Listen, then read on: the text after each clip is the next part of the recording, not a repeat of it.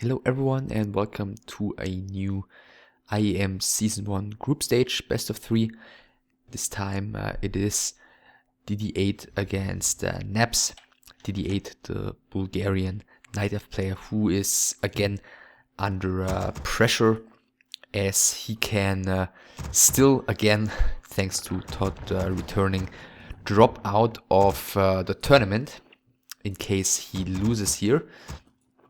But if he wins, he's looking very strong. He will again be definitely in the top 3. And of course with 12 points there is a decent chance of him ending up, or there would be a decent chance of him ending up on the first rank. And if he wins 2-0, then he'd even be definitely ahead of Grubby already, so then that would mean that Grubby wouldn't have a chance to finish on the first rank of this group, but you know, Todd or Electa could still surpass DIDI8. Your building is complete. So he's going for Ancient of War first, so it looks like Tavern Hero build by him, whereas NapS, his opponent, is playing Undead this time with late altar. I'm assuming still a DK first, just, you know, a little bit delayed to start wood production earlier.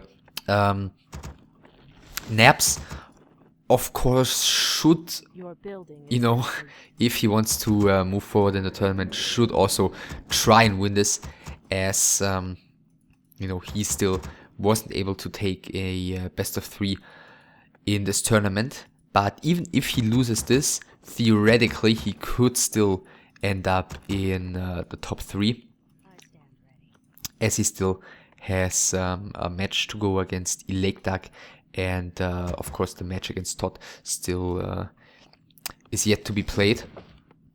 So yeah, DK first by NapS. The altar is about to finish. Archer is heading towards the tavern. Wisp is not really going to be in any danger here. And it is the Beastmaster first for DIDI8. Second Archer out already as well. Third one in production. So everything is going, you know, regularly given the build both of the players chose here. Rot and Dust have been purchased for the DK, and is he gonna go for aggression here, or is he gonna start creeping? It looks like NapS is gonna start creeping.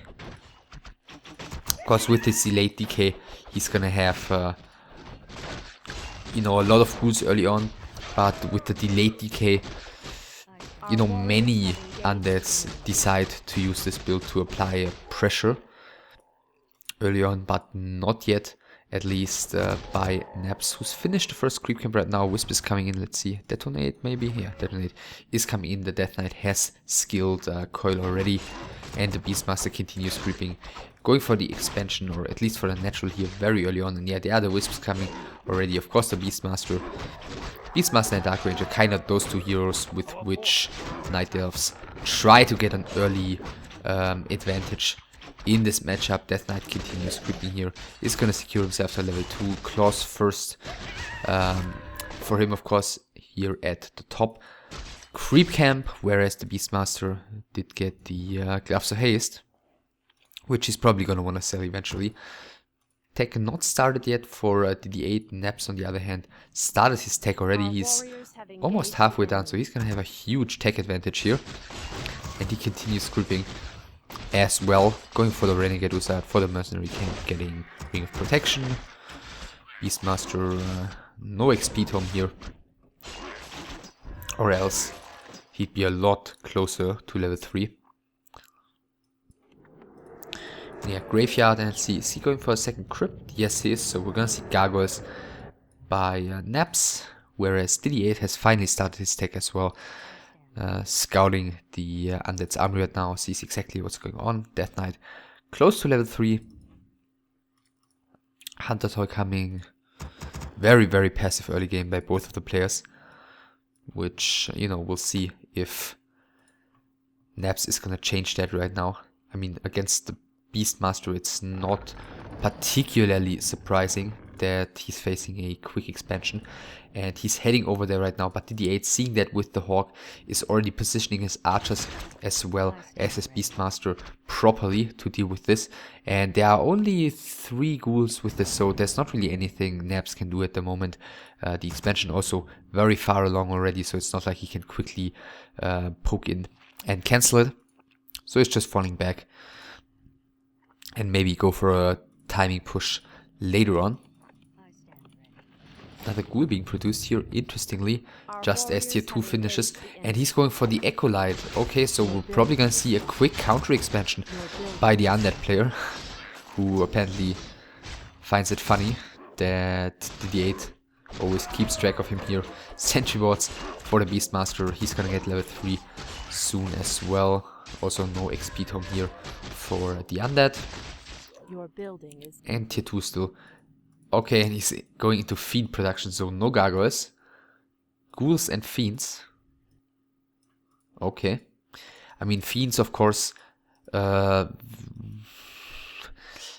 be doing just fine until they, you know, are either outmassed by the Night Elf or until a decent number of bears is on the field. But right now, NapS is first gonna have to try and deal with those ghouls, with those archers properly. First ghoul has already fallen. Archers might be getting into a bit of an awkward position. Panda second has been bought at the tavern for DIDI8. The first archer is now also falling. First 2 fiends have joined the army. Second archer taking a lot of damage as well and gets finished by the core. Beastmaster, of course, needs to be careful not to get surrounded here by the undead army. But DIDI8 is doing a pretty good job delaying the counter expansion. Keep in mind that NapS is not adding a slaughterhouse. He's not going tier 3. His army isn't gonna get any better than this, you know. He's at 1 base, he's at tier 2, so DIDI8 is really making the proper decisions here. You know, dealing with this properly, even though I'm not really sure if he's even aware that counter expansion is the plan here for NapS, but I'm assuming he is. And ghoul after ghoul is dying. That is a horrible situation for the undead. And only 1 more ghoul remaining, and this is already looking totally horrible. Breath of Fire is coming in, and, well, no staff yet. Is there mana? There is mana, so the Panda's probably gonna fall. But Surround is kept closed by the archer, and there is soon going to be mana for another coil.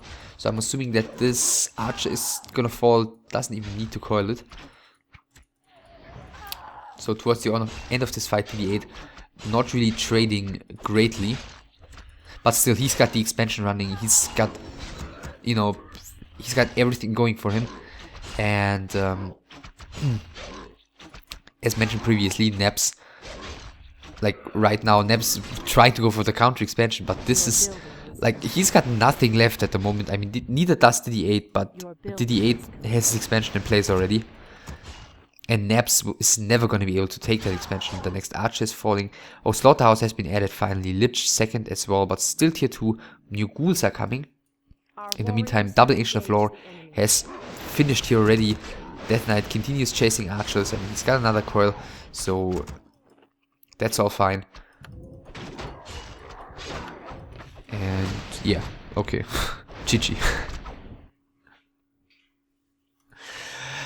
Yeah, so that was rather uneven. Yeah, DIDI8 just playing his own thing in the beginning.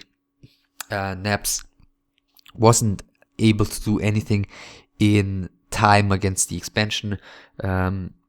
His plan to counter expand was countered relentlessly by DIDI8. You know, in the fight below NapS' base, both of them lost plenty of units, but of course DIDI8 easily able to outproduce NapS after that, and NapS totally, like, not even close to threatening DIDI8 in on this first map. And his second chance is going to take place on Turtle Rock, and hopefully he's going to be able to step up his game.